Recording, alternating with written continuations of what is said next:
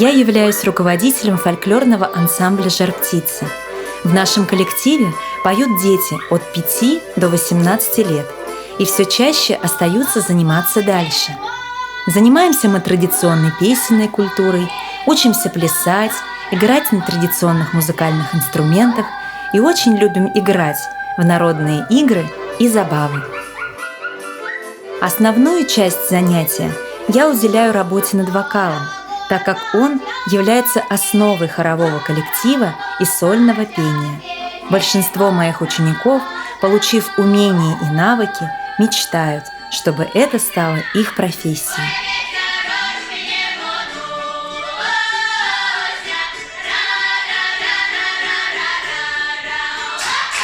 Помимо исполнения традиционной музыки, ребята изучают бытовые танцы и успешно выступают на всероссийских конкурсах «Молодо-зелено», «Тимоня» и «Перепляс».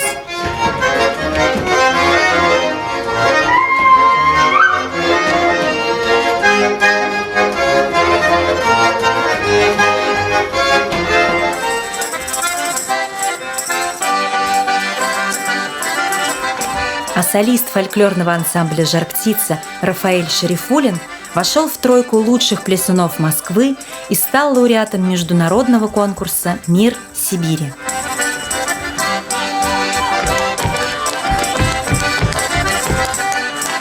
Музыкантов за игру, ну а мне за пляску.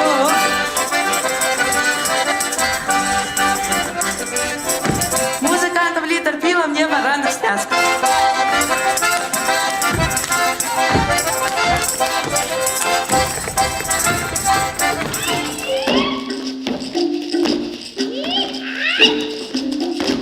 А еще мы любим эксперименты и пробуем себя в стиле фьюжн, когда в одной композиции объединяются разные идеи. Так, в Петербурге мы представили русскую песню в сочетании с африканской маримбой и телесной перкуссией.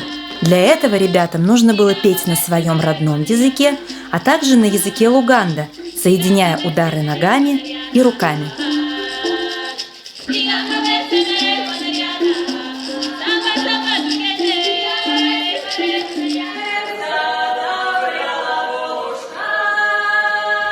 Для меня важно уделять внимание формированию личности ребенка и его способности работать с другими в команде.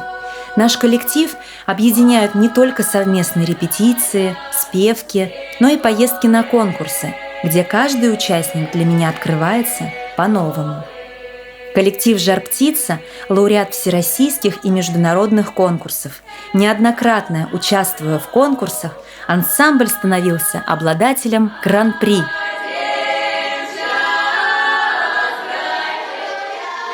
В современном мире особенно важно уберечь, сохранить и приумножить то, что доверили нам наши предки, в первую очередь приобщая к истокам народной художественной культуры подрастающее поколение. Мы знакомимся и изучаем обряды, обычаи и традиционный уклад, и на их основе ставим музыкальные спектакли. В репертуаре коллектива есть постановки русской свадьбы, праздника Троицы, Пасхи и Рождества.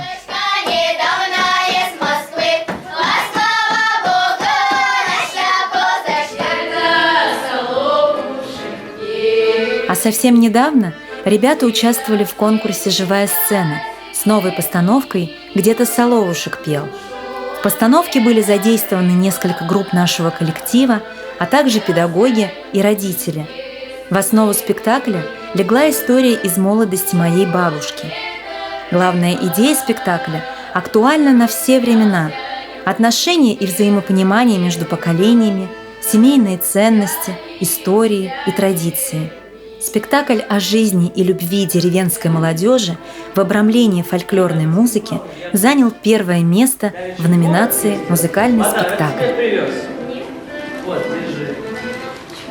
Я считаю, что все навыки и умения, приобретенные в нашем фольклорном ансамбле, помогут уверенно вести себя в обществе, создать свою команду единомышленников, найти свое призвание и достигать своих целей.